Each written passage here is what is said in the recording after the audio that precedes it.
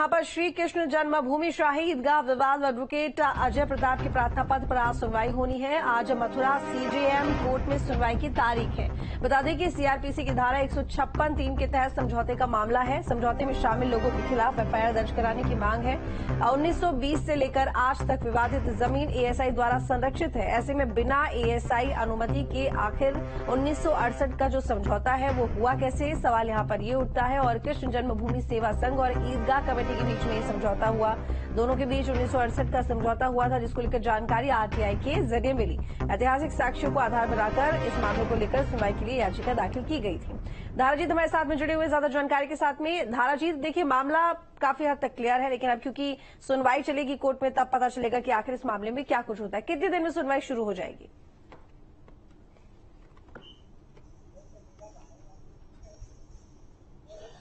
देखिए, श्री कृष्ण जन्मभूमि और शाही ईदगाह विवाद मामले से 18 याचिकाओं पर इलाहाबाद हाई कोर्ट में सुनवाई चल रही है और जो सर्वे का आदेश था उस पर सुप्रीम कोर्ट से अस्थायी रोक भी लगी है। तो तमाम मामले उच्च न्यायालय में विचाराधीन है।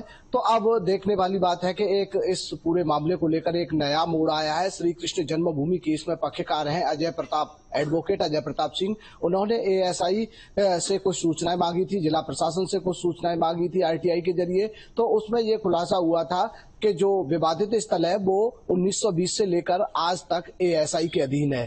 अब अजय प्रताप ने सीजीएम कोर्ट मथुरा में एक प्रार्थना पत्र दिया है और उस प्रार्थना पत्र में उन्होंने जो समझौता हुआ है उसको गलत ठहराते हुए कहा है कि जिन लोगों ने समझौता किया है उन लोगों के खिलाफ एफआईआर दर्ज होनी चाहिए। जो राज्य की धरोहर है, उसके राष्ट्रीय धरोहर है, उसके साथ छेड़छाड़ हुई है, तमाम दस्तावेजों को फर्जी बनाया गया है और फर्जी और कूटचरित दस्तावेजों के आधार पर जो 1968 का जो समझौता श्री कृष्ण जन्मभूमि और शाही ईदगाह के बीच हुआ था वो सरासर गलत है। जिन लोगों ने ऐसा कृत्य किया है उनके खिलाफ रिपोर्ट दर्ज कर कानूनी कार्रवाई की जाए। अब ये पूरा मामला सीजीएम कोर्ट में दिया गया है। तो अब देखने वाली बात होगी कि कोर्ट आगे इस पूरे मामले को लेकर क्या निर्णय सुनाता है। सबसे बड़ी बात सामने ये आ रही है कि जब भूमि 1920 से लेकर आज तक एएसआई के अधीन थी तो समझौता कैसे हो गया, किस तरीके से दस्तावेज तैयार किए गए, कौन कौन लोग उस समय उसमें शामिल थे, इन सभी तथ्यों पर कोर्ट भी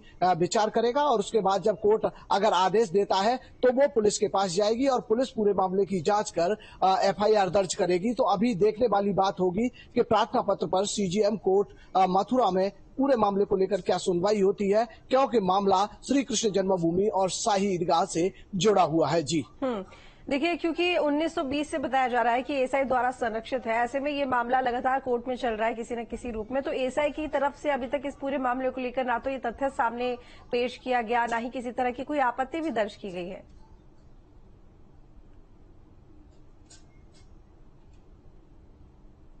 नहीं, देखिए, सबसे बड़ी बात है कि एक कानूनी पेच होता है और एक प्रक्रिया होती है कानून की।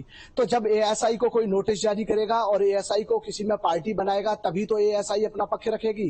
अब एएसआई से ये सूचना मांगी है, तब एएसआई ने ये जानकारी साझा की है कि 1920 से लेकर आज तक जो भूमि है कटरा केशव देव के नाम से, वो एएसआई की लिस्ट में है और उस भूमि का जो संरक्षित करता है वो एएसआई है। तो अब अगर वहां जरूरत पड़ेगी, जो कोर्ट है वो एएसआई के लिए भी वहां से नोटिस जारी कर सकता है, एएसआई से भी जानकारी हासिल कर सकता है। और उसके बाद जिन लोगों के साथ समझौता हुआ है, जिन लोगों ने समझौता किया है, जैसे श्री कृष्ण जन्मभूमि सेवा संघ था उस समय, उसको श्री कृष्ण जन्मभूमि ट्रस्ट की तरफ से देख रेख करने के लिए रखा गया था, लेकिन वो समझौता शाही ईदगाह कमेटी और उसके बीच हुआ। तो तमाम जो दावे पहले भी कोर्ट में दाखिल किए जा चुके हैं उनमें भी जो 1968 का समझौता है उसको चैलेंज किया गया है और उसमें यही कहा गया है कि श्री कृष्ण जन्मभूमि सेवा संघ को जब अधिकार नहीं था समझौता करने का तो उसने समझौता कैसे कर लिया। लेकिन अब तथ्य और भी सामने आए, जब ये मामला पूरा एएसआई से जुड़ जाता है